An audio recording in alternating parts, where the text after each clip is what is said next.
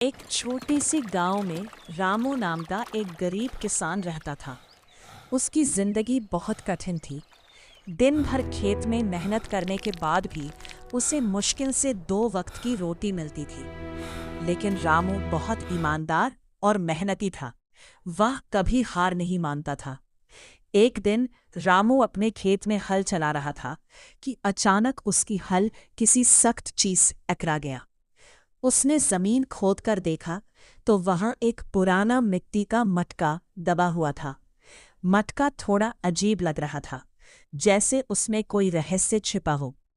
रामू ने मटके को बाहर निकाला और साफ किया। जैसे ही उसने मटके का ढक्कन खोला, उसमें से एक हल्की सी चमक निकली और एक आवाज सुनाई दी। मैं जादुई मटका हूं। जो भी तुम मुझसे मांगोगे वह पूरा होगा, लेकिन सोच समझकर मानना। रामू पहले तो डर गया, लेकिन फिर उसने हिम्मत करके कहा, अगर ये सच है तो मुझे थोड़ा सा अनाज दे दो। कुछ ही पलों में मटका अनाज से भर गया। रामू की खुशी का ठिकाना नहीं रहा। वह अनाज लेकर घर गया और अपनी पत्नी को सब कुछ बताया। धीरे धीरे रामू उस मटके से छोटी छोटी जरूरतें पूरी करने लगा। ये कभी भगवान का सब्जी, आशीर्वाद कभी है। कपड़े, हाँ, कभी अब हम औजार। सुरक्षित हैं। उसकी जिंदगी आसान हो गई। लेकिन एक दिन गांव का लालची जमींदार श्यामलाल इस बात को जान गया। वो बहुत चालाक और स्वार्थी आदमी था। उसने सोचा, अगर मुझे यह मटका मिल जाए तो मैं दुनिया का सबसे अमीर आदमी बन सकता हूँ। श्यामलाल ने चाल चली और रात के समय रामू के घर में चोरी से घुस गया। वो मटका चुराकर अपने घर ले गया।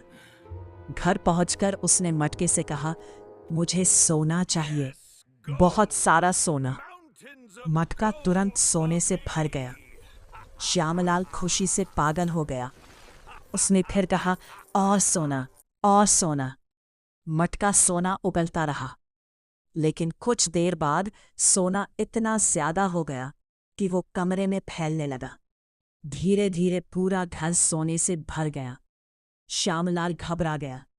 उसने चिल्लाकर कहा, बस करो, अब बंद हो जाओ। लेकिन मटका नहीं रुका।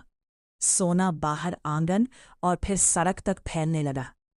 आखिरकार श्यामलाल उसी सोने के ढेर में फंस गया और हिल भी नहीं पाया। सुबह जब गांव वाले इकट्ठा हुए तो उन्होंने यह सब देखा। रामू भी वहां आया।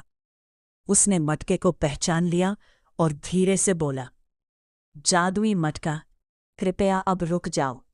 मटका शांत हो गया। रामू ने गांव वालों की मदद से श्यामलाल को बाहर निकाला। श्यामलाल को अपनी गलती का एहसास हुआ।